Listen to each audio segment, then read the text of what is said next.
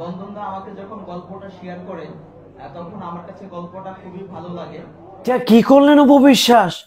হায় হায় হায় হায় হায় হায় হায় হায়, 200রও বেশি সাংবাদিক নিয়ে, তার পিছনে আরো কিছু দর্শক নিয়ে রীতিমতো সিক্রেট সিনেমার প্রেস মিট করে সবাইকে অবাক করে দিয়েছেন।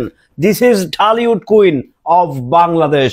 সত্যি কথা বলতে তার জনপ্রিয়তা কোন লেভেলে, তার পাওয়ার কোন লেভেলে, সেটা যেন সে হারে হারে আজকে কিছুক্ষণ আগেই বুঝিয়ে দিয়েছেন আমাদের ঢালিউড কুইন অপু বিশ্বাস।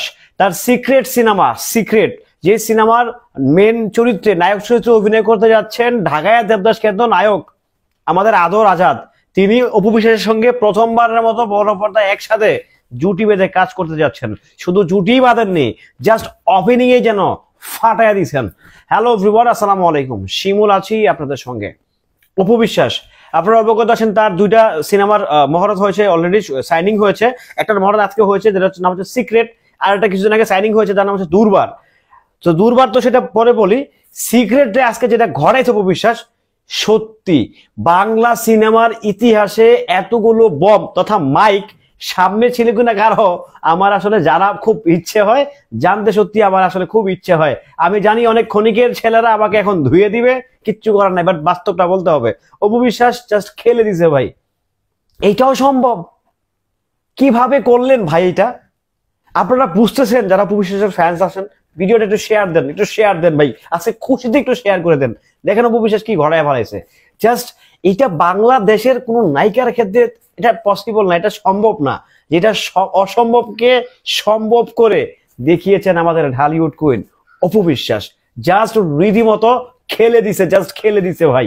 এমন খেলা সত্যি কথা বলতে বাংলাদেশের কোন নায়িকা খেলতে পারে নাই। যেটা অপু বিশ্বাস আজকে করে দেখালেন সেটা সত্যি নজিরবিহীন একটা ঘটনা ঘটাতেন।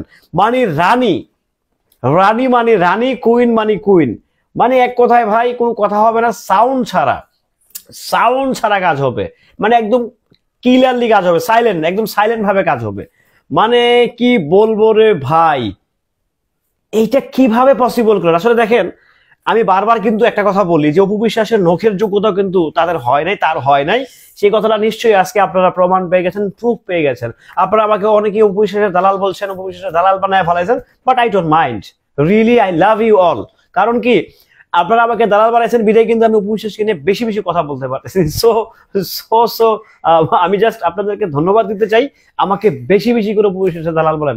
I don't mind, seriously I don't mind. কারণ কি, অপু বিশ্বাস এমন একটা ব্যক্তি, শাকিব খানের সঙ্গে 72+ সিনেমা করা ব্যক্তি। ওকে, সো তাকে তার দালাল হওয়া কিন্তু ভাই অনেক লাখের একটা ব্যাপার, অনেক গর্বের একটা ব্যাপার। তো ওই জায়গা থেকে আমাকে যদি অপু বিশ্বাসের দালাল বানিয়ে দেন, আই ডোন্ট মাইন্ড।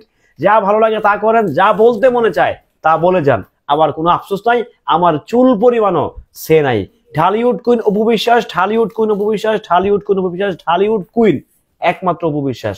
আপনারা মানলে মানেন, না মানলে না মানেন, সেটা আপনাদের ব্যাপার। বাট আমি আমার জায়গা থেকে বলে যাব, বলে যাচ্ছি, উদূর ভবিষ্যতে বলে যাব। বাট মুখ যদি একবার খারাপ হয়, আমার সে ভয়ঙ্কর আর আমার সে জাউরা কিন্তু আরেকটা নাই সোশ্যাল মিডিয়াতে। কারণ এই জাউরামি কিন্তু আমি সবার আগে শুরু করছি। সো আমার সে জাউরা কিন্তু কিছু কেউ হবে না। যেসব ক্ষণিকের ছেলেরা আমি অপু বিশ্বাসকে নিয়ে কথা বলি, তারা সহ্য করতে পারিস না, তোদেরকে বলতে চাই, যদি আমার মুখটা ছোটে, যদি আমার মুখটা একবার খুলে যায়, তখন কিন্তু তোরা সোশ্যাল মিডিয়া কিন্তু তোরা মুখ দেখা যাবে, তোদের নাম ধরে ধরে তোদেরকে আমি সোশ্যাল মিডিয়াতে ওয়াশ আউট করবো। আমি এখনো বলছি, আগেও বলছি, ভবিষ্যতে বলে যাব, বাংলাদেশের রাইট নাও এখন পর্যন্ত জনপ্রিয় ঢালিউড কুইন যদি কাউকে ধরা হয় সেটা হচ্ছে অপু বিশ্বাস। সোজা হিসাব। আজকে যেটা দেখাইলেন সেটা জাস্ট খেলে দেওয়ার মতো।